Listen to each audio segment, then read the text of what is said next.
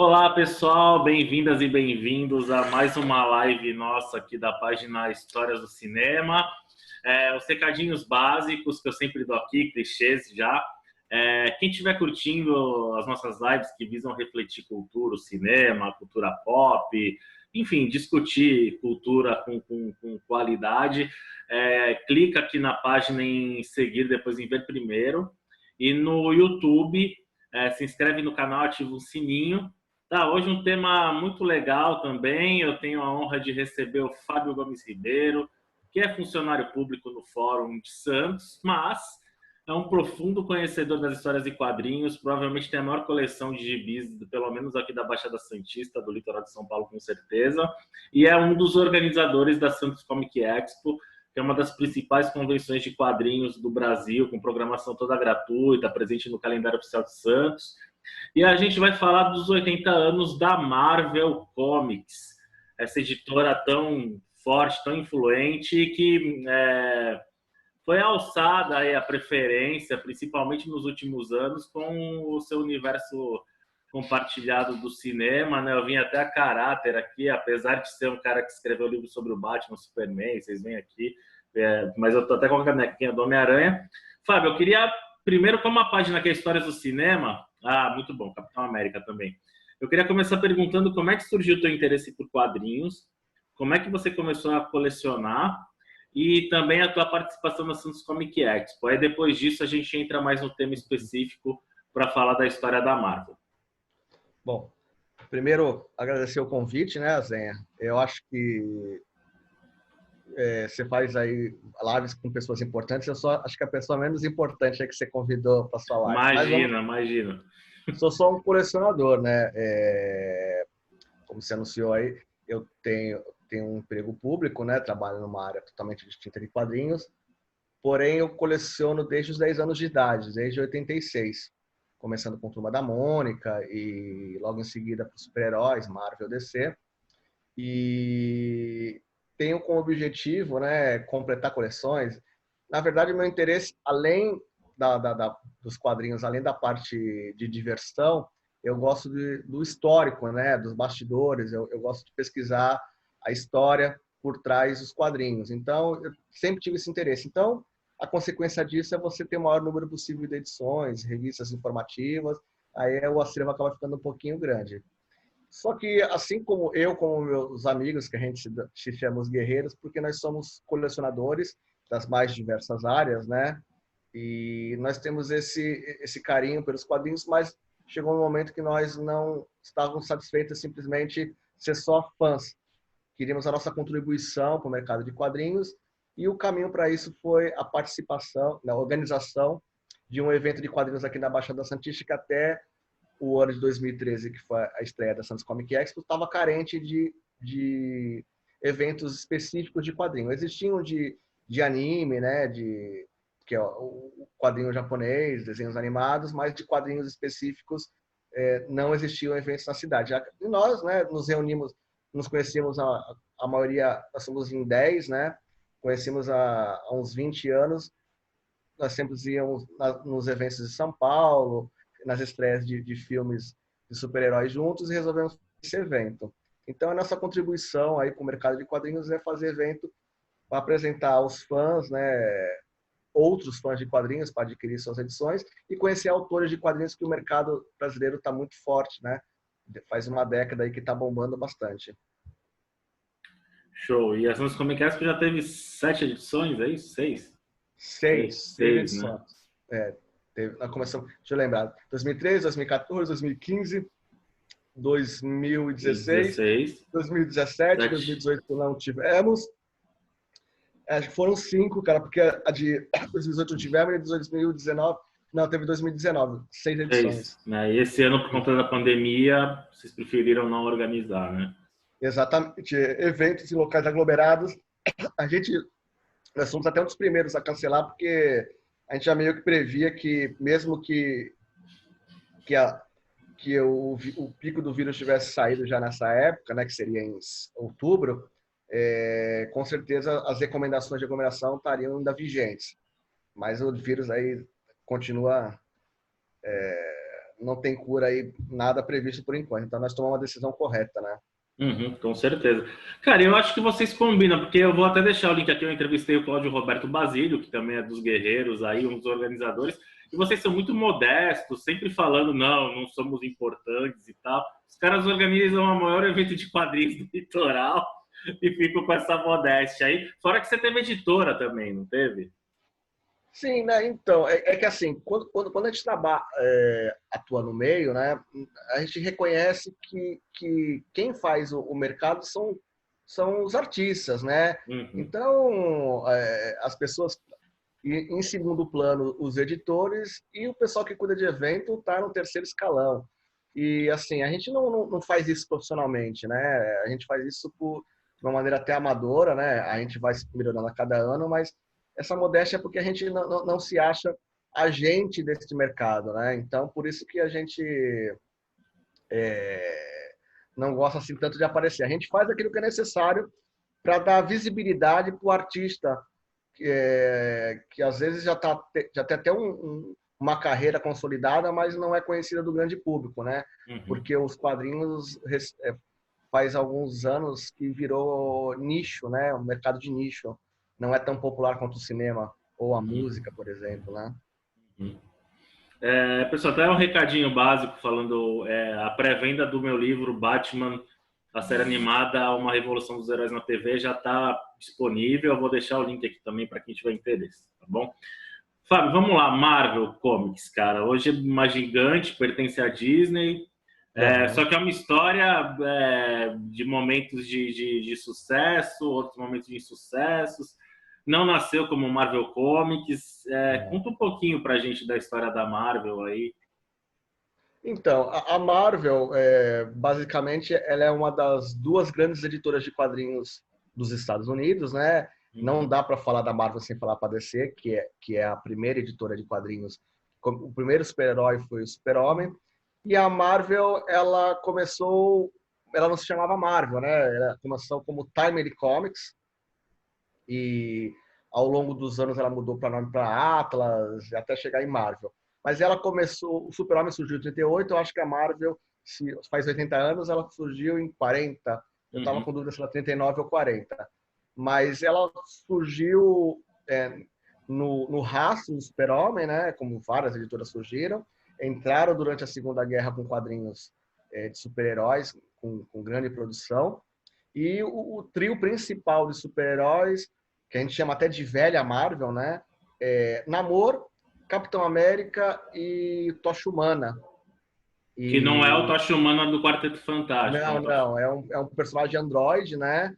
E a Marvel surgiu com esses três personagens. Tiveram muitos outros que depois caíram em esquecimento. O Namor é o submarino lá, o Exato, o príncipe Príncipe já... Submarino. O equivalente da Marvel é o Aquaman, só que surgiu primeiro. E o Uhum. Capitão América é o mesmo personagem da Marvel moderna, né?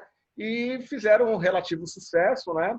Só que fizeram sucesso durante a Segunda Guerra e nos anos 50 a Marvel Comics ela caiu no ostracismo junto com todos os quadrinhos gerais caíram no ostracismo por conta do marcatismo, que havia até um movimento cultural condenando os quadrinhos por conta da delinquência juvenil. O E a Sedução dos Marvel passou. Inocentes, né? Do Frederick Wertham Exatamente, também, é o o livro. Marco, né, o livro do Frederick Wertham, e todos os quadrinhos de super-heróis tiveram um período de baixa.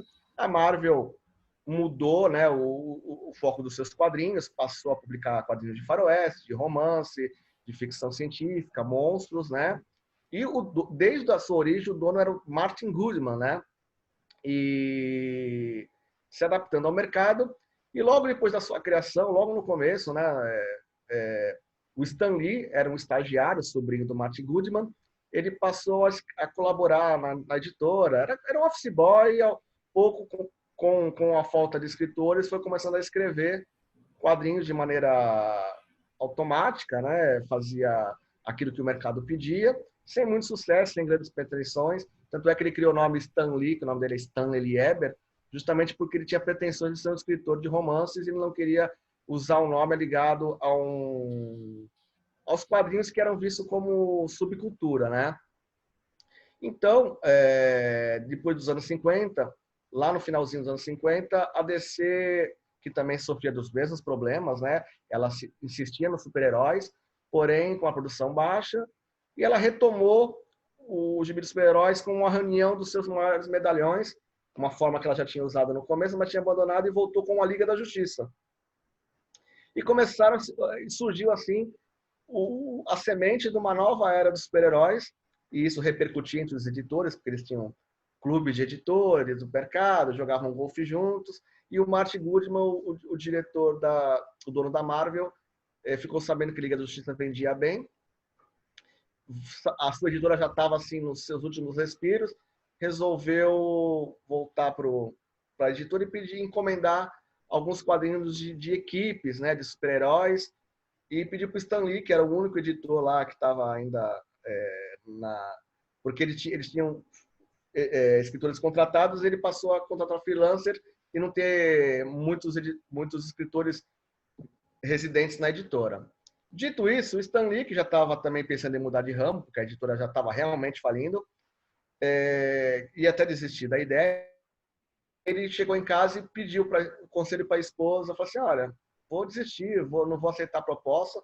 Sua esposa deu um conselho que acho que é a melhor coisa que ela pôde fazer para ele na vida inteira. Ela deu o conselho, olha, já que você vai largar o ramo, você sempre se queixou que os quadrinhos tinham essa estrutura metódica, eram monótonos, né? Os quadrinhos tradicionais da DC também eram monótonos. Faça do seu jeito. Crie personagens sem usar as velhas fórmulas. E ele resolveu seguir. Então, em 61, ele criou o Quarteto Fantástico, que era um grupo de 4 personagens que tinham poderes diferenciados, que era o Senhor Fantástico, a Mulher Invisível, o Coisa e um novo Tocha Humana, que não é o mesmo da década de 40. E eles eram uma família disfuncional, com brigas, diferente dos heróis que tinham base secreta, caçavam o vilão da vez. O Quarteto Fantástico, apesar de ter esses elementos, eles tinham muitas discussões internas como uma família tradicional. E isso caiu no gosto do público.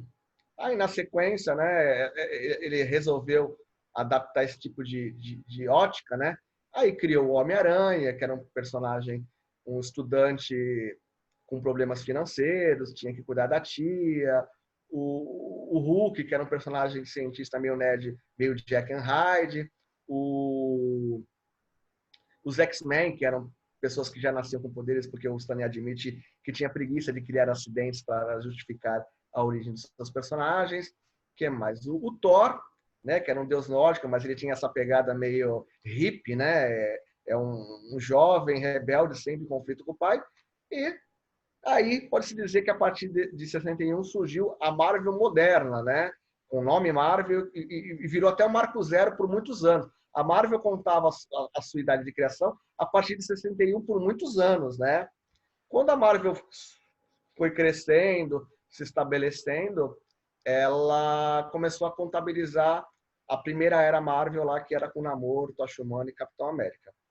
Na sequência, ela começou a resgatar alguns personagens, entre esses personagens antigos, resgatou o Capitão América, e aí o resto da história, O né? Homem-Aranha... Foi 62, né? Uhum. Também ele tinha parceria com o Jack Kirby em todos os personagens, e ele criou, só que o Homem-Aranha ele criou com o Steve Ditko, porque era um desenhista que desenhava pessoas com características mais humanas, não tão musculosas, e essa era a proposta do Homem-Aranha, um cara mais comum, sem ter músculos, né? Aqui, apesar que a gente olha para trás, vê o traço do Jack Kirby e do Steve Ditko, a gente é tão diferente dos quadrinhos modernos, onde os músculos são bem retratados. Na época não eram tão bem retratados, então quem olha hoje não vê muita diferença, mas para a época tinha. Então, o Homem-Aranha foi um sucesso. Só que as vendagens, né, elas demoravam para descobrir que as vendas eram boas, porque os relatórios demoravam muitos meses, né? E o Stan Lee apostou nesse personagem, desistiu de sair da editora, né? Começou a vislumbrar ali uma carreira. Só que, né, o dono da editora continuava sendo o Martin Goodman e com restrições de personagens, porque a distribuidora pertencia à sua concorrente, a DC Comics.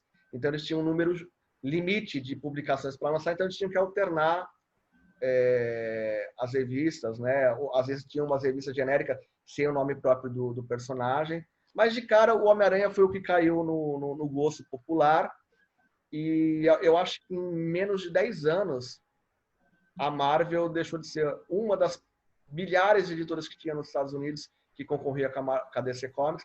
Ela acabou, acho que em 10 anos, virar a primeira, a número 1, né? A editora Tem número um 1 dos livro Estados bem Unidos. legal que fala da rivalidade deles, até vou pedir para minha produtora aqui, também conhecida como Paula, minha esposa, que o livro acho que tá no quarto lá, vou mostrar para o pessoal. Já até indiquei no outro vídeo do YouTube aqui, Então, tá do lado da cama. é o Porrada, né? É o É o Porrada. Porrada, é o Porrada. Sim. Assim, se as pessoas quiserem saber, assim, hoje, né, existe um mercado de livros, de biografias de autores e sobre a história das editoras, os Estados Unidos sempre tiveram. Inclusive tem uma versão aqui que é especificamente sobre a Marvel Comics, Ah, para não ter legal. várias informações. Aqui tá o Porrada. Aqui, ó. E se as pessoas quiserem saber o histórico... Pancada, não é porrada, é pancada. Pancada. Pancadaria. Por dentro do épico conflito Marvel versus DC, do Reed Tucker. Pancadaria. É bem divertido, por sinal, bem divertido. Grossão, então, né, são dois livros esses dois livros são escritos por americanos, eles se complementam, né? Agora, se você quiser saber, as pessoas que estão acompanhando quiserem saber mais sobre a Marvel no Brasil, recomendo também esse livro, A Marvel Comics, a Trajetória no Brasil, do Alexandre Morgado, né? Que é um fã, assim como nós, colecionador de quadrinhos, resolveu fazer esse histórico. E também o livro Império dos Gibis, que fala especificamente sobre a passagem dos quadrinhos na Editora Abril. Assim, esse livro, se eu não me engano, eles reimprimiram agora faz pouco tempo, estão divulgando, né? Exatamente. Vamos falar um pouco do histórico da Marvel no Brasil, né? Antes, eu só queria fazer uma pergunta, Fábio. Qual a importância relativa de Stan Lee, que ficou muito mais popular, a gente já fala dela no Brasil, mas em relação a Jack Kirby e Steve Ditko, que não ficaram tão famosos para além do meio dos fãs de quadrinho, assim. O Stan Lee foi um cara justo, foi um cara sacana com os colegas. Polêmico. O Stan Lee, ele divide opiniões porque ele é praticamente a cara da Marvel Comics. A Marvel Comics, né, com outros nomes, ela surgiu antes do Stan Lee. Stan Lee entrou, pegou o bonde andando. Mas quando ele criou seus personagens diferenciados, criou uma nova era, não só para a Marvel, mas para os quadrinhos em geral, porque os quadrinhos eram, como eu falei, após os anos 50, os quadrinhos ficaram muito infantilizados e até monótonos. Então, por conta do marcatismo, houve os quadrinhos, os roteiristas começaram a ficar retrógrados, infantilizados. Então, ele é um marco, porque além de ter criado a maioria dos personagens da Marvel, ele foi talvez um dos primeiros editores a se promover. Ele é o escritor, editor mais famoso do mundo, porque ele sempre soube se promover. É que essa promoção dele não é injusta, porém, ela é cercada de polêmicas por conta de dois fatos. Primeiro, porque ele omitia nas suas entrevistas algumas criações, as parcerias. Não é omitia, né? As pessoas perguntavam para ele como era o processo de criação. Os roteiros ele falava só dele, né? Só que o segundo detalhe é que ele criou um estilo que algumas pessoas consideram picaretagem. Você tinha você na ABC, naquela época, ou qualquer outra editora, você tinha que fazer o roteiro pronto, especificando exatamente o que você queria. Com o Stan Lee, como ele começou a escrever, e ele mesmo era o editor-chefe, ele começou a fazer o chamado método Marvel, onde ele tinha uma conversa rápida com os seus desenhistas. Ele falava, olha, eu quero uma história onde a Terra vai ser invadida por um alienígena que consome a Terra e o Quarteto Fantástico impede. Rapidamente, e botava isso em 3 linhas, e o desenhista tinha liberdade para criar, acrescentando detalhes, e ele, quando voltava, ele revisava, ele colocava os balões de diálogo. Só que, até aí tudo bem, só que nesse processo dos artistas criarem toda a narrativa, eles também criavam personagens. Então, por exemplo, quando ele encomendou a história do Quarteto Fantástico e Galactus invade a Terra, ele nunca especificou um arauto que fosse o surfista prateado, por exemplo. E o Jack Kirby trouxe as páginas desenhadas e o Stan Lee perguntou, o que é isso? Ah, eu acho que um cara que devora a Terra, ele não vem sozinho. Ele vem com um emissário primeiro, né? Como se fosse Deus e seus apóstolos.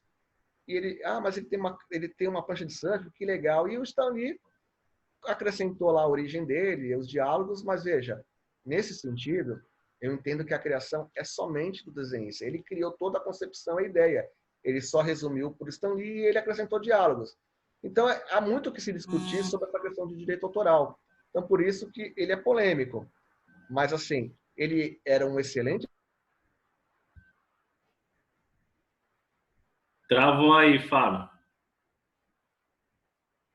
Deu uma travadinha.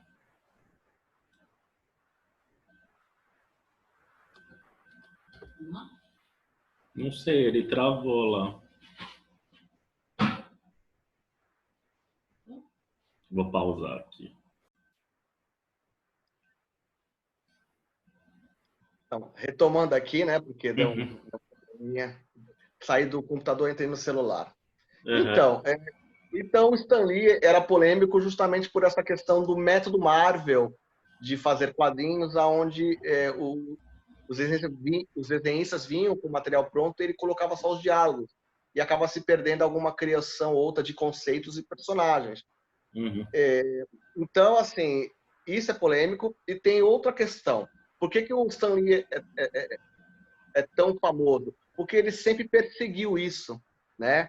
Lá nos anos 60 ou nos 50, não lembro exatamente, ele conheceu o Bob Kane. Bob Kane é o criador do Batman. Um dos criadores, né? Então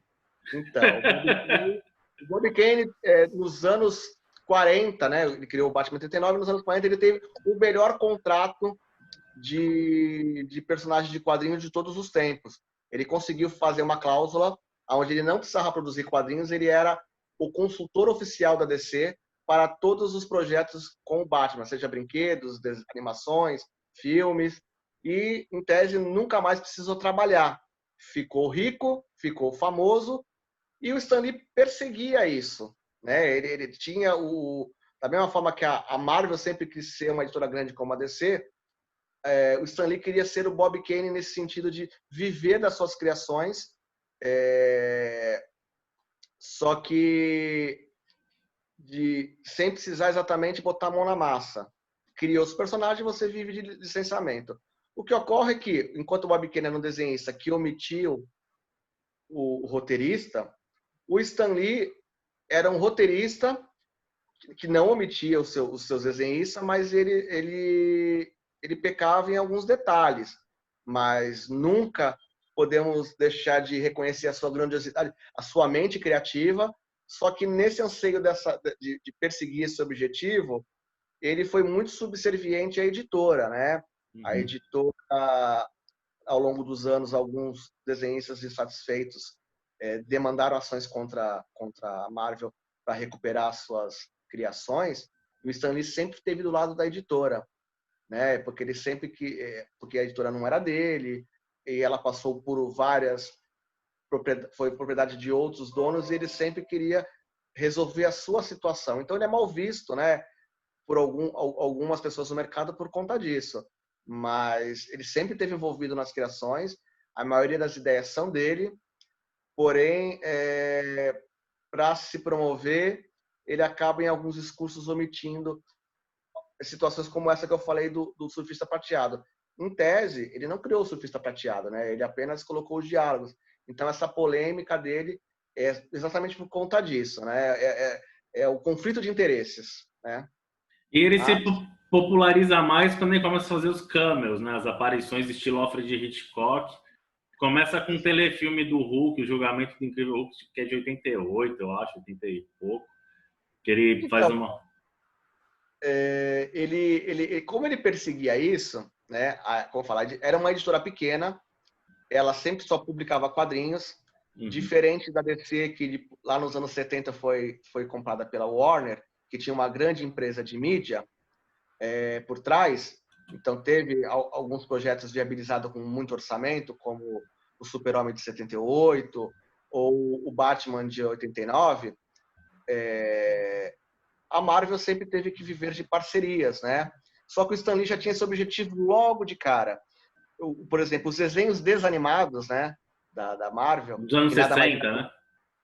foram em 66 Uhum. e a Marvel moderna surgiu em 61. Então, 5 anos depois, ele já gozava de uma certa popularidade e Uhum. uma empresa que não me lembro o nome agora apresentou um projeto de virar desenho animado, mas eles simplesmente pegavam as artes dos quadrinhos e colocavam com diálogos em Acho que nem vai dar para ver, mas eu tenho um DVD do Capitão América que tá aqui dessas animações desanimadas, assim, que é bem divertido. Então, acho que, se eu não me engano, foi o primeiro contato do Stan Lee com essa coisa transmídia, né? Ultrapassar os quadrinhos. E, nesse sentido, foi um projeto bem simples, né? Mas ele já vislumbrou ali a possibilidade de se tornar o Bob Kane, né? Ele queria, pô, vou trabalhar com isso. Mas ele tinha cargo de direção na Marvel, né? Nessa época. E aí, só que a partir de então, ele começou a perseguir esse objetivo, ele começou a procurar parcerias. Ele saiu, né, no finalzinho dos anos 60, começo dos 70, da direção editorial da Marvel, passou para os sucessores, no caso, o seu pupilo Roy Thomas, e começou a trabalhar com Hanna-Barbera, essa empresa que fez essa animação, depois outras empresas da época. Inclusive, ele foi até o Japão, né, para fazer uma parceria do Homem-Aranha, né, japonês. Inclusive, dizem que ele foi responsável pela origem do Super Sentai americano, dos japoneses, né? Porque na época eles estavam querendo fazer adaptações do Homem-Aranha e também do Capitão América, e os japoneses já estavam experimentando equipes coloridas e resolveram fazer uma versão onde cada colorido era de um país, tinha uma personagem feminina que era dos Estados Unidos, um do Japão. A ideia do Homem-Aranha e desse grupo não deu muito certo, né? Foi pro ar, teve alguns episódios, mas Stan Lee desistiu da ideia, mas os japoneses continuaram por conta própria e seguiram adiante. Mas o Stan Lee, né? Aí depois poucas coisas aconteceram na televisão, como aquela série do Hulk, do Lou Ferrigno, ou o Homem-Aranha do... Esqueci o nome do ator. Com o Nicholas Raymond, que é um dos filhos da família Von Trapp, da Noviça Rebelde.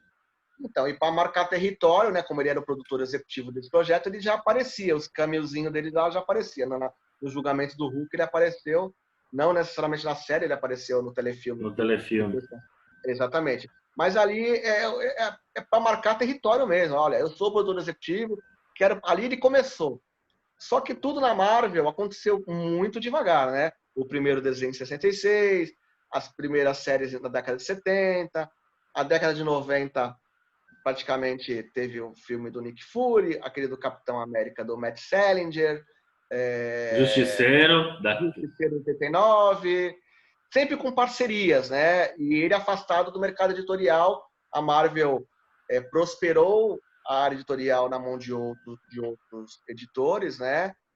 E ele foi começado, a Marvel sempre considerou ele o editor-chefe de honra, até que a Marvel foi comprada sucessivamente por outras empresas, até que um dos compradores dele na década de 90, quando a Marvel faliu, praticamente quase faliu, né, entrou em concordata, um dos donos lá resolveu falar, quem é esse Stan Lee, né? O que ele faz? Ele cuida do seu, mas não tem projeto de filme nenhum, ele ganha tanto assim para fazer o quê? Cancelaram o contrato dele na Marvel e ele quase se tornou um anônimo, né? Afinal, ele não... Quando você trabalha para a editora, as propriedades são da editora. E ele estando lá, na editora, era quase como uma troca, né? Você não dispute os direitos autorais dos personagens e você vai ter um cargo vitalício. E ele recebia um salário modesto e ele perseguia essa coisa de transformar os personagens em séries e filmes, justamente para melhorar o seu salário, melhorar os seus ganhos e não ficar dependendo desse salário aí de editor-chefe da Marvel de honra, né? Porque atuação na editora de quadrinhos ele já não tinha mais. E a Marvel, em 95, quase entrou em concordata, cancelaram o contrato dele. A DC o contratou para fazer um projeto com seus padrinhos, onde ele deu um recadinho: olha, se vocês, a Marvel me demitem, tem quem queira meu trabalho. Foi um projeto assim meio polêmico, né?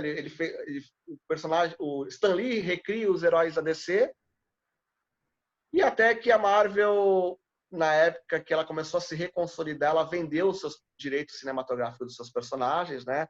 Para a Sony, o Homem-Aranha, para a Fox, os X-Men. Demolidor, né? Como o Quarteto. dinheiro, como o dinheiro começou a entrar, Stan Lee deu uma ameaçada ali, tipo, olha, eu posso começar... Eu sempre fui a testemunha da editora contra outros autores que demandavam, exigindo direitos autorais. Então, serei eu um dos autores agora e vou ter... Ameaçou processar.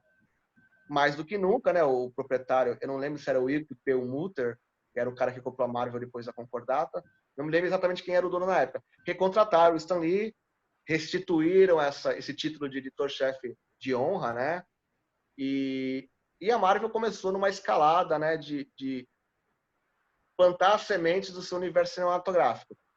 A Sony fez um filme bem sucedido, com Homem-Aranha, a Fox um filme bem sucedido em 2001 lá, com os X-Men, o Homem-Aranha em 2002, e o Stan Lee, nesse novo contrato, acho que foi em 98, né, dessa recontratação, ele finalmente se tornou o Bob Kane. Ele é o consultor, né, oficial dos filmes da Marvel, inclusive de personagens que ele não criou, porque ele não criou o Capitão América, por exemplo, né?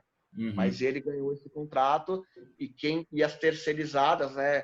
Assim como o contrato do Bob Kane lá atrás, porque as despesas eram para quem contratava. Então, se você queria fazer um desenho animado do Batman, quem contratava, né, pagava o Bob Kane. Então, a mesma coisa com o Stan Lee. E essa brincadeira aí, ele retomou essa brincadeira que ele fazia nos anos 70 de aparecer como criador, é uma brincadeira. Ele sempre se promoveu, né, no circuito universitário, nas revistas. Ele tinha na época que ele era editor, ele tinha uma sessão de cartas, onde ele interagia com os fãs, então ele sempre foi muito popular entre os fãs de quadrinhos e agora ele se torna popular com os fãs de cinema, né? E em 2008, quando a Marvel ela vai além das parcerias com empresas de cinema pré-estabelecida, ela começa a produzir os seus primeiros filmes em 2008 com o Homem de Ferro, e a Marvel começa a caminhar por conta própria, e com certeza o Stan Lee surfa nessa onda, né? Porque quase todos os personagens que ele criou vão para o cinema, são muito bem de bilheteria, ele aparece em todos os filmes, inclusive continua aparecendo nos filmes das terceirizadas, né? Uhum. Que a Sony continua com os filmes, e esse contrato dele foi muito vantajoso, e finalmente ele se torna um milionário, né? Um cara com patrimônio grande e com a fama que ele merecia. Mas veja, ele persegue isso praticamente desde que criou os personagens em 61. Ele só foi ganhar fama, reconhecimento, acho que a partir de 2001 com os X-Men. Então são 61... 2000, né? 2000, né? 61, 71, 81, 91, 2000. Então, praticamente 40 anos, cara, perseguindo, né? Um contrato desse. E depois de 2000, mais 8 anos para realmente ele ficar milionário. Então, são quase 50 anos aí perseguindo um sonho merecido. Só que a crítica é que ele, enquanto ele não estava nessa onda de sucesso, quando seus amigos, como Jack Kirby, que era o seu maior parceiro, ou Steve Ditko reivindicaram melhoria nos seus contratos, porque eles fizeram contratos para produzir quadrinhos, e quando você passa para outra mídia, tem que... Hoje o praxe do mercado é que você tem uma cláusula quando passa para outra mídia ganhar uma porcentagem. Só que esses contratos antigos não tinham isso, né? Porque quando surgiu os quadrinhos não tinha esse mercado. Então, os contratos tiveram que ser rediscutidos através de ação judicial, e o Stan Lee sempre era testemunha da editora, né? Então, ele criou muitos obstáculos para os seus colegas, e quando chegou a vez dele, ele surfou sem nenhum obstáculo. Então, a crítica é só isso. Fábio, antes da gente falar do Brasil especificamente, eu queria perguntar da reformação dos X-Men nos anos 70, né? Len Wayne, e também o primeiro crossover foi o Guerras Secretas, nos anos 80, ali no comecinho, o grande crossover. Fala desses dois momentos da Marvel também. Então, qual foi a primeira pergunta? Desculpa, a primeira... Da reformulação dos X-Men nos anos 70, com Len Wayne. Então, os X-Men nunca foram um sucesso desde o seu começo, né? Surgiram em 63. Foram personagens, assim, segundo escalão. E antes dessa fase citada de 75, que é a reformulação, houve uma tentativa com o desenhista Neil Adams e o escritor Roy Thomas de dar uma modernizada, pelo menos visualmente, né? O Neil Adams era um desenhista de sucesso, de peso, e nem ele conseguiu fazer a revista decolar em vendas, porque o Neil Adams, era o grande astro da DC, foi trabalhar na Batman, né? Marvel. Exatamente. Então ele era o trunfo da DC e ele foi trabalhar na Marvel justamente para mostrar para DC, me pague melhor, senão eu vou para concorrente. Ele fez uma passagem relâmpago na Marvel e sempre com arrogância, tipo, me dê o personagem que vende menos, que eu quero fazer histórias que eu vou levantar as vendas. Ele até levantou, mas assim, não foi o sucesso esperado, até porque ainda os relatórios demoraram para chegar e ele saiu da Marvel e as vendas não levantaram. Mas despertou no escritor Len Wein e o desenhista David Cockrum uma reformulação total nos X-Men, que eram 5 jovens americanos que o professor Xavier, que tinha uma escola para jovens superdotados, mutantes que nasciam com seus poderes, e eram só esses, os 5 personagens principais. Só que o Roy Thomas encomendou uma proposta para o Len Wein de ter personagens de várias localidades do mundo, né? Então saíram Ciclope, Jean Grey, Fera, Anjo e Homem de Gelo. Ficando só o Ciclope, entraram o canadense Wolverine, a africana Tempestade, o russo Colossus, o alemão Noturno, o irlandês Banshee, o índio-americano Pássaro Trovejante. Pássaro Trovejante, o japonês Solaris, que ficou uma edição. São esses, né? E as histórias começaram, ficando só o Ciclope como líder, as histórias começaram a ficar mais interessantes, mais agitadas. Era meio dos anos 70. Nos anos 70, que estavam efervescendo de autores, que era a segunda geração de editores pós o renascimento da Marvel, né? Que eram crianças, eram jovens, adolescentes que cresceram lendo quadrinhos da Marvel, eram escritores, professores, aspirantes a roteiristas, que entraram nos anos 70 escrevendo seus personagens amados, né? Não eram pessoas que tinham carreira de anos, então eles queriam provar que tinham ideias inovadoras, né? Os anos 70 era a época das drogas psicodélicas, né? Muitos escritores tinham essa pegada, né? Escritores do Doutor Estranho, tinha um pessoal que curtiam um LSD, e então esses conceitos, né, os X-Men, eles foram reinventados, e eles começaram a fazer um enorme sucesso, até que entrou o desenhista John Byrne, que também ajudava, aliás, antes disso, né, logo o Len Wein criou os personagens, e logo na sequência Chris Claremont, um novato também, começou a escrever as histórias, se apoderou dos personagens e é como se fosse criadeira, mas na verdade não é. E se juntou à equipe, saiu o desenhista David Cockrum, então o John Byrne, que também era co-roteirista, que criou o melhor arco de histórias dos X-Men, foi de 76, 77 até 79, onde tiveram grandes clássicos dos quadrinhos, como a saga da Fênix Negra, Dias de um Futuro Esquecido, que foram histórias que foram adaptadas para o cinema, né? Então, os X-Men, o conceito deles praticamente surgiu ali, o conceito dos X-Men moderno, que dura até hoje.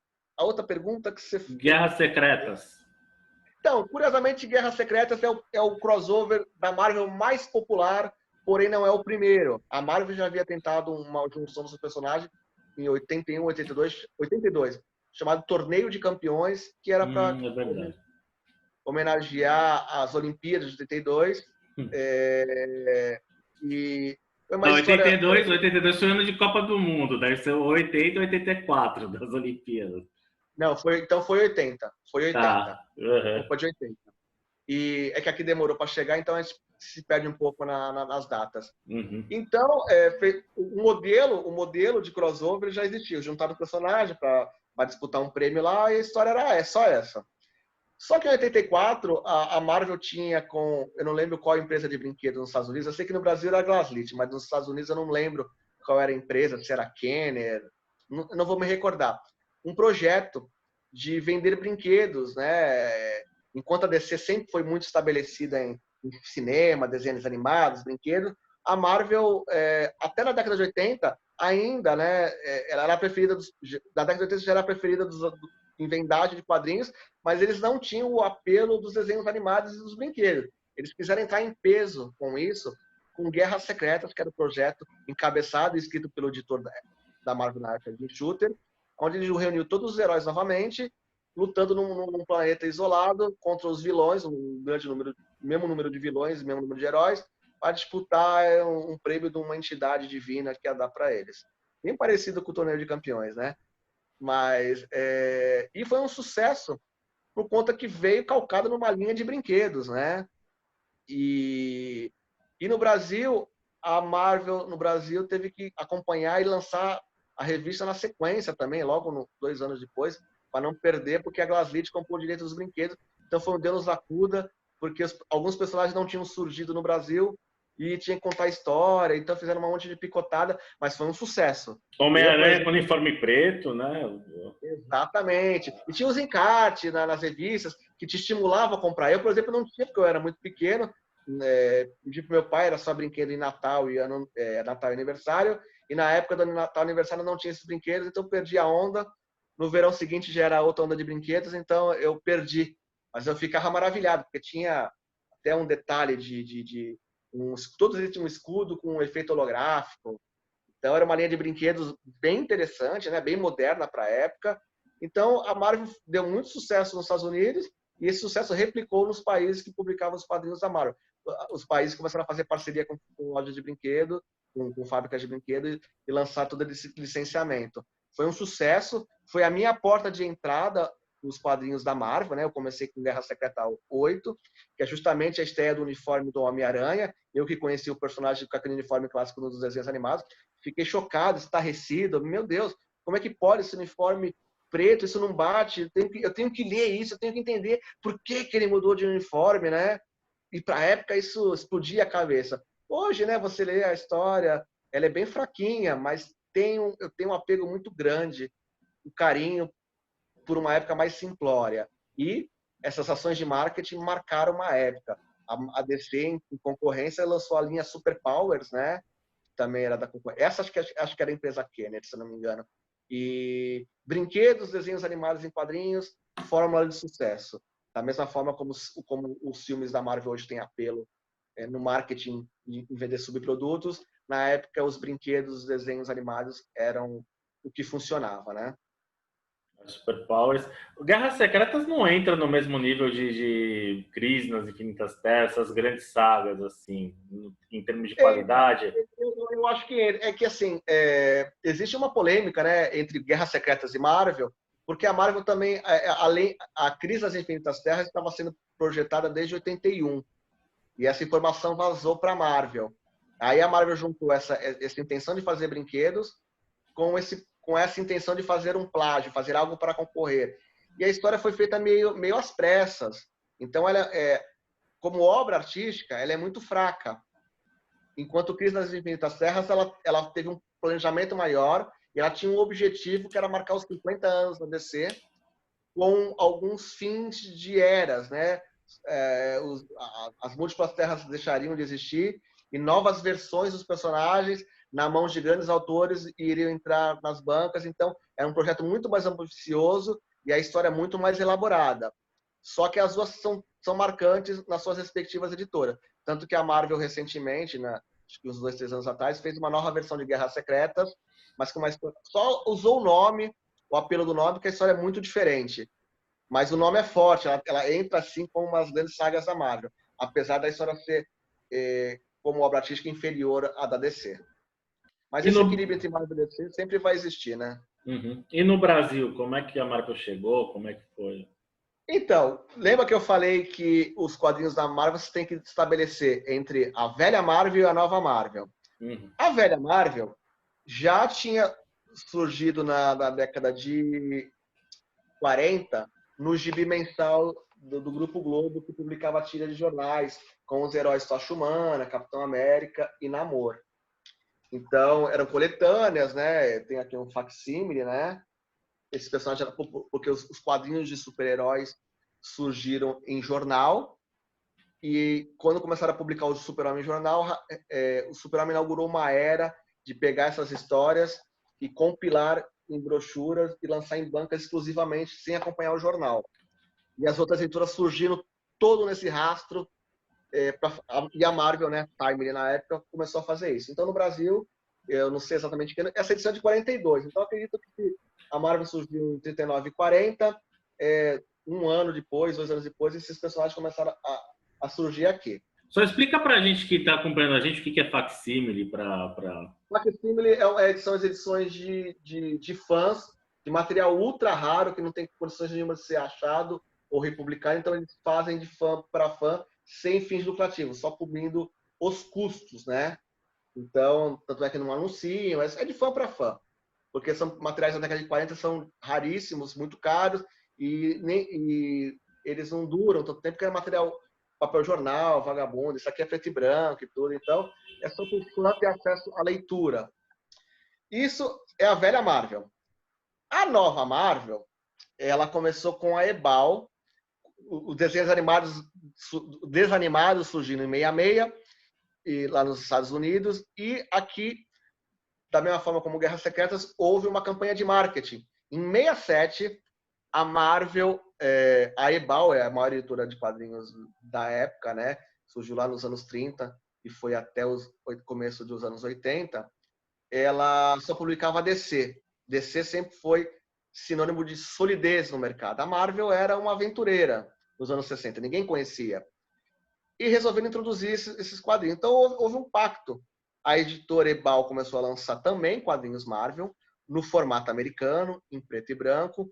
Em contrapartida, os canais de televisão, eu acho que era a TV Tupi, começou a passar, a exibir os desenhos desanimados, e para promover tanto os quadrinhos quanto os desenhos animados na televisão, os postos Shell começaram a distribuir revistas grátis, né? Você tinha uma promoçãozinha, então esse também é um facsímile que acompanha uma edição comemorativa da Panini, que é a primeira edição da Marvel no Brasil. É possível encontrar originais dessas ainda, não?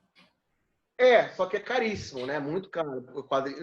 Edições número 1, somente da Ebal, são gibis mais caros do mercado brasileiro, assim como Tio Patinhas 1, Pato Donald 1, Turma da Mônica 1, são de épocas diferentes, mas esse simbolismo da edição número 1 encarece muito, e os da Ebal muito mais, né? Então, veio em 67, né? Praticamente a estreia da Marvel no Brasil, da Marvel moderna, e a Ebal, ela não ficou muito tempo, né, com os quadrinhos. Ela começou em 67, eu não sei se ela durou 2, 3 anos, mesmo passou a onda do desenho animado, né? Entramos nos anos 70, desenhos animados mais modernos surgiram e a onda passou. A Ebal abandonou os personagens. Ela durou alguns anos e abandonou. Chegando ao meio da década de 70, outras editoras começaram a pleitear publicar quadrinhos da Marvel no Brasil, com o objetivo de se equiparar à sua concorrente, que era a Ebal, que publicava DC. A Ebal seguiu publicando DC, começou a publicar gibis em cores, formatos diferenciados, sempre ao sabor do mercado. E a Marvel era uma aposta duvidosa, mas fazia muito sucesso lá fora. Então, no meio dos anos 70, a Marvel pulou de muitas e muitas editoras.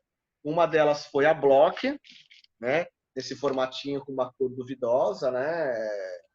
Porque eram revistas que usavam restos de tinta nas revistas da Block. Durou, essa aqui dos Vingadores durou 10 edições, também não durou muito, durou 10 edições essa, outras, Homem-Aranha acho que durou mais. E aí, só que ninguém comprava o pacote todo da Marvel, né? Porque geralmente você tem uma exclusividade dos personagens, a praxe hoje é essa, mas na época não era, você comprava núcleos de personagens. Aí a Block não deu certo, a editora Jep também tentou publicar X-Men, Surfista Prateado, personagens menos conhecidos ainda, né? Essa é Também original. Não, isso aqui é uma coletânea facsímile também. Tá. E aí a RGE, que como era a editora Globo, conhecida na época, que disputava com a Ebal, também lançou algumas edições aqui de alguns personagens. Também não segurou a onda, porque ela publicava personagens de épocas diferentes. tinha um problema que o leitor de quadrinhos sentia, que é cronologia. Vilões para algum, salvamento para outros. Cronologia, você colocar todos os personagens da mesma época interagindo. Então, a editora americana enviava para as editoras brasileiras materiais de épocas distintas e isso criava uma confusão. Então, Block, JEP, RGE e umas outras editoras pequenas que eu não vou me recordar agora, tentaram publicar a Marvel, né?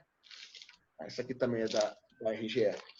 E não deram certo, criou-se a ideia de que Marvel vendia mal no Brasil, até que finalmente a editora Abril resolveu publicar Marvel em 79 com Capitão América 1 e Heróis da TV número 1, inaugurando a época áurea da Marvel no Brasil, porque eles começaram a arrumar a cronologia, todos os heróis ficaram emparelhados, isso demorou anos, né? Não foi logo no começo, e ela tinha os personagens de segundo escalão, que na época era Capitão América, Vingadores, eles queriam os medalhões, né? Porque era 79, ainda existia a vigência dos seriados do Hulk e do Homem-Aranha, então esses eram os personagens de medalhões. Se não tivesse um apoio da outra mídia, o personagem era desconhecido. Até que a RGE largou o osso, não conseguiu mais publicar o Homem-Aranha nem o Hulk, e a editora Abril passou a publicar também, além do Capitão América da TV, Homem-Aranha número 1 e Hulk número 1. E ela dominou o mercado. Ela também depois, a Ebal, que era uma editora que desde o final da DC publicava DC, saiu do mercado de quadrinhos super-heróis e a editora Abril agregou ao seu universo os heróis da DC a partir de 81, com Heróis em Ação e Batman. Então a editora Abril praticamente tinha um monopólio de todas as revistas de quadrinhos super-heróis. Só do Homem-Aranha eles chegaram a publicar duas, que era o Homem-Aranha e a Teia do Aranha, né? Isso. Depois de consolidado, né? Como ela começou, a Abril começou a publicar histórias modernas, existia uma demanda para as histórias antigas, os grandes clássicos do Stan Lee, do John Romita, do Steve Ditko. Então publicou uma revista paralela para mostrar os primórdios, para de fato arrumar a cronologia. Você tinha uma revista emparelhada com as modernas e uma para contar as histórias clássicas, porque as outras editoras elas não duravam muito tempo, então não contavam os melhores arcos de histórias.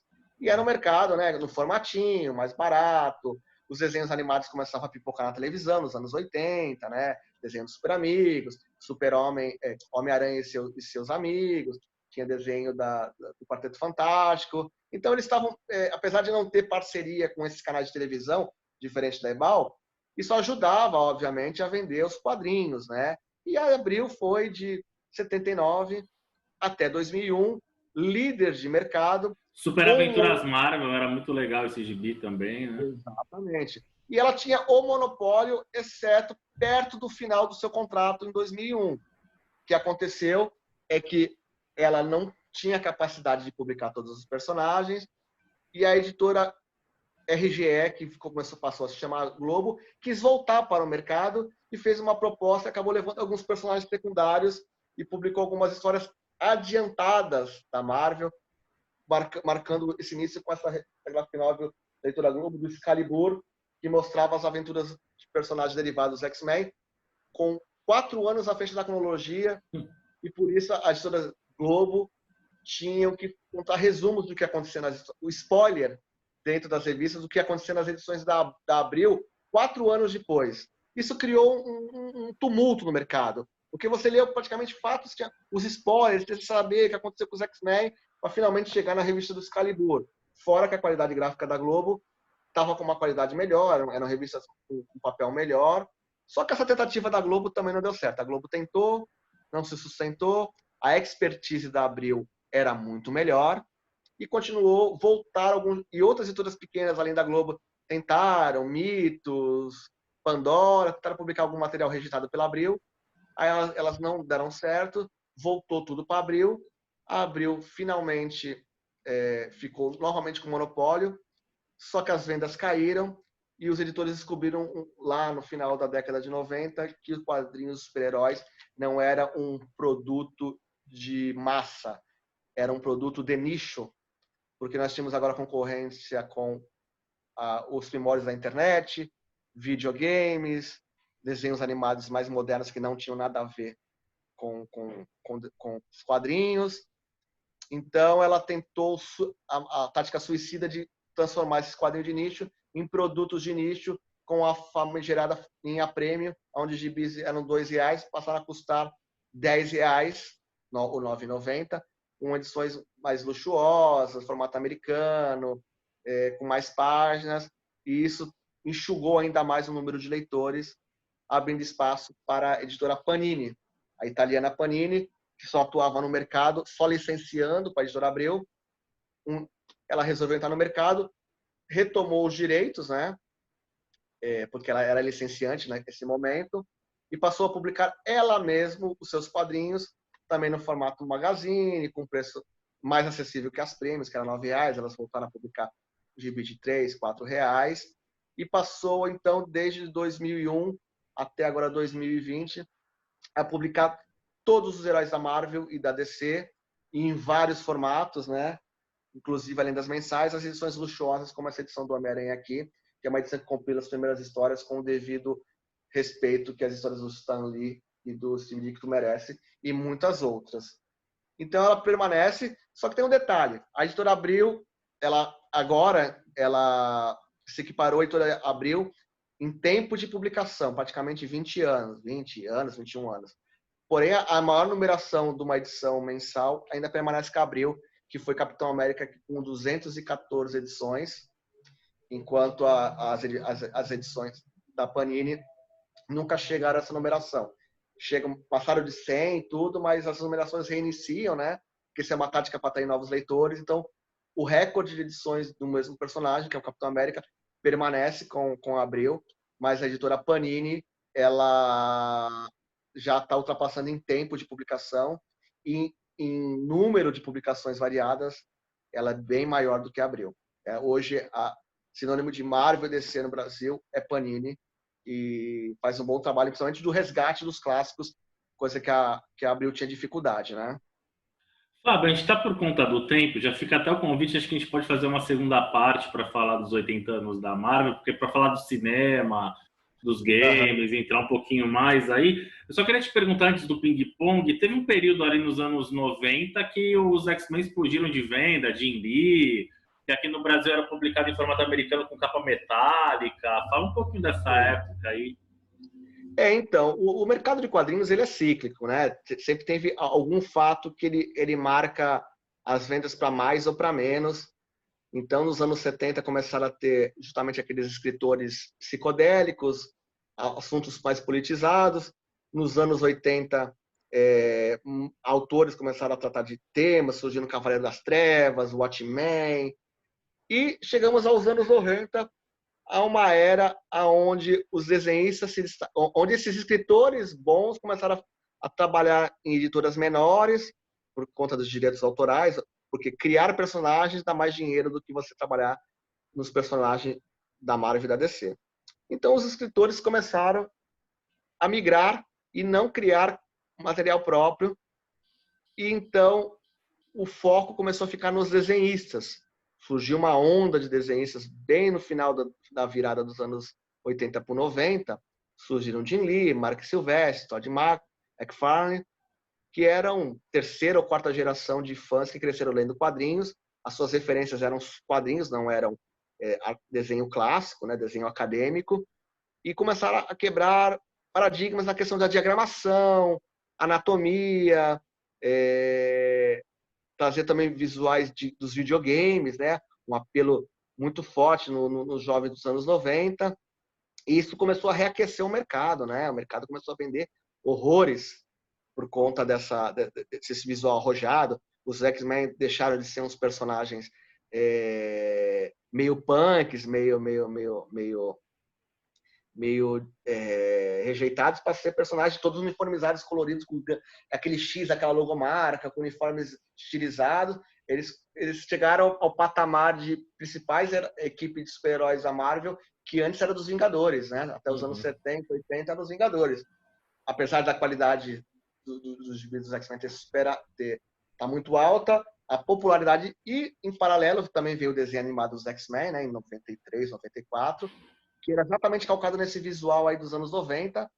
E esses autores começaram a ganhar muito dinheiro, né?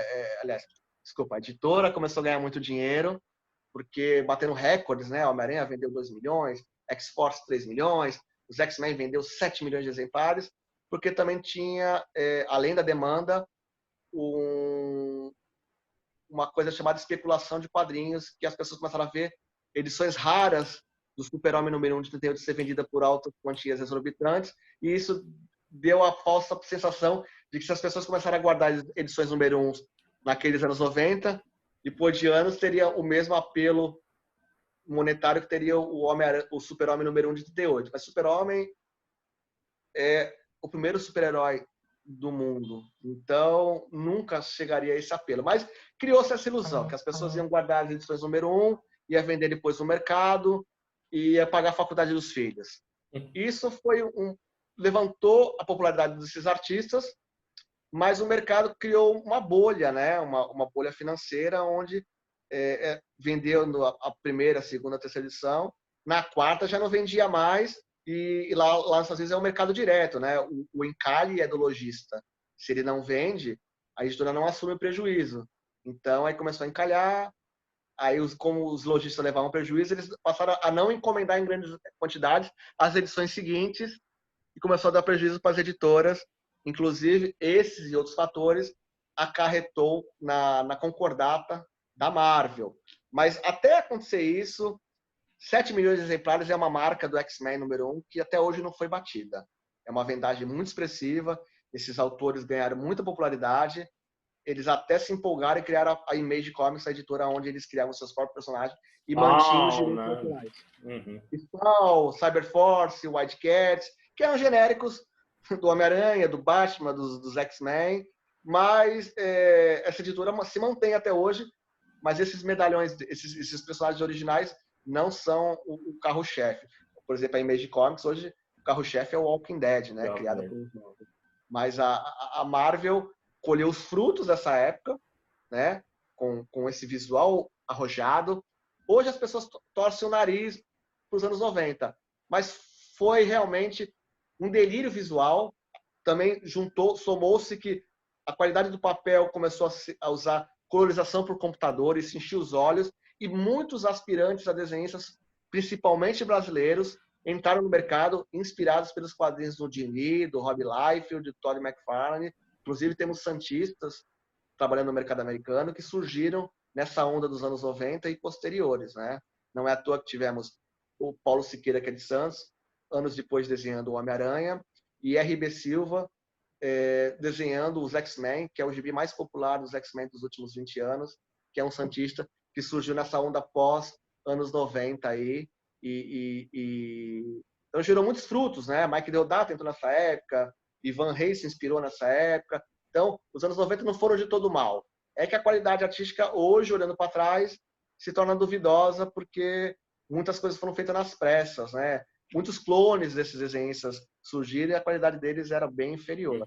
Mas tudo tem lado bom e lado ruim. Bom, você topa fazer uma segunda parte aí com a gente falar do cinema, entrar mais um pouquinho? Claro, com certeza. Então a gente vai para o ping-pong agora, mas acho que foi uma bela aula aí desses 80 anos da Marvel. Ping-pong é estilo... Deixa eu só recomendar aí para quem está vendo. Tá. 80 anos da Marvel no mundo, mas no Brasil, acho que em 2007 a Panini lançou esse quadrinho aqui, que é os 40 anos da Marvel no Brasil, né? Que foi em 2007, que a Marvel começou em 67 pela Ebal. Então, aqui conta toda a trajetória das publicações. Ou você pode ler aqueles livros que eu recomendei no começo, ou esse quadrinho que tem as edições dos personagens e um resumo muito bem detalhado. Show. Não é tão difícil de achar no Mercado Livre e sebos da vida. Show. Mas vamos lá. Continue. Vamos lá. Eu faço uma pergunta, eu falo uma palavra, você não pensar muito, responde de bate-pronto, se possível, tipo cara a cara com a Gabi. Tá? Um filme que não tem nada a ver com quadrinhos. Que é o meu preferido? O Warrior Selvagem da Noite. Que batizou os guerreiros da Sans Comic X. Exatamente. É o meu filme ruim preferido. Um filme baseado em quadrinhos. Super-Homem 2, do Christopher De Reeve. 80, a aventura continua, né? Exato. Um diretor ou diretora de cinema? Christopher Nolan, justamente pela trilogia Batman. Apesar de eu separar as coisas, cinema de quadrinhos e cinema sem ser quadrinhos, eu não misturo as coisas, mas Christopher Nolan fez algo ali fantástico. Tá. Um gibi? Crise nas Infinitas Terras, mas na Marvel, X-Men Dias de Futuro Esquecido. Tá. Pelas respostas dá pra ver que a gente tá falando de Marvel, mas ele é um decenalta também, né? Não, a pergunta geralmente é Marvel ou DC, é que assim, a preferência é a DC porque ela é o universo original, mas a Marvel não deve em nada em qualidade para DC. Tá, então já adiantou uma resposta, que eu ia perguntar Marvel ou DC, ficou em cima do muro, então é isso? Não, é que DC por ser o universo original. Mas como eu falo, isso não quer dizer que eu desmereça a Marvel. Para mim, ela não deve nada, mas tem que respeitar quem veio primeiro, né? Tá, um gibi da Marvel. Um gibi da Marvel. Os X-Men Dia de Futuro Esquecido, é marcante para mim. Tá. Um desenhista? Neil Adams, pau a pau com Alan Davis. Um roteirista? De todos os quadrinhos é Alan Moore, mas na Marvel o maior escritor para mim é o Chris Claremont. Tá, um arte finalista? Tem? Tom Palmer. Ele desenhou muita coisa na Marvel, acho que finalizou muita coisa na Marvel. Você reconhecia o traço dele. Um gibi brasileiro? Um gibi brasileiro, cara, Jeremias Pele, a gráfica MSP. É Tá. sensacional. Um desenhista brasileiro? Quem tem me chamado a atenção muito é o Danilo Beirute. E um roteirista brasileiro? O Jefferson Calça, é que eu esqueço, eu confundo os escritores da Jeremias Pele, eu sempre confundo quem é o desenhista e quem é o roteirista, mas é o roteirista de Jeremias Pele. Tá. Um livro? Um livro, a trilogia As Crônicas de Arthur, do Bernard Cornwell, que é o meu roteirista, é o meu escritor favorito, Bernard Eu já Cornwell. ia perguntar isso, um escritor, escritora, então é o Bernard. Tá. Uhum. Uma série baseada em quadrinhos. Cara, eu tô curtindo muito The Boys. Eu acho que assim, justamente por ser paródia dos super-heróis tradicionais e mistura o politicamente incorreto. Eu gosto bastante. The Boys acho que é a medida exata de uma série. Muita ação. Do Prime Amazon, né? Amazon Exatamente. Prime Video. O que é a arte? Cara, a arte é o retrato de uma época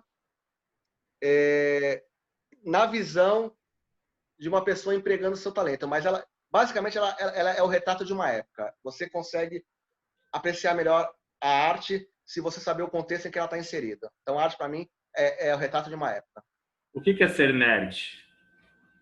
Ser nerd é você gostar muito de uma coisa e estudar isso, não só consumir. Só consumir, você é só um consumidor. Ser nerd é você realmente gostar e saber as origens daquele seu objeto de gosto e isso não ser um problema para você. Isso tem que ser legal.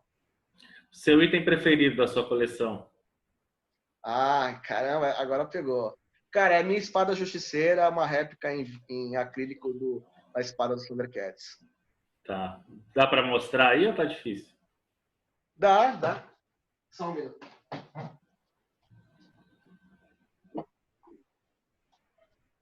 Tem que chegar para trás porque ela é bem grandinha. Show.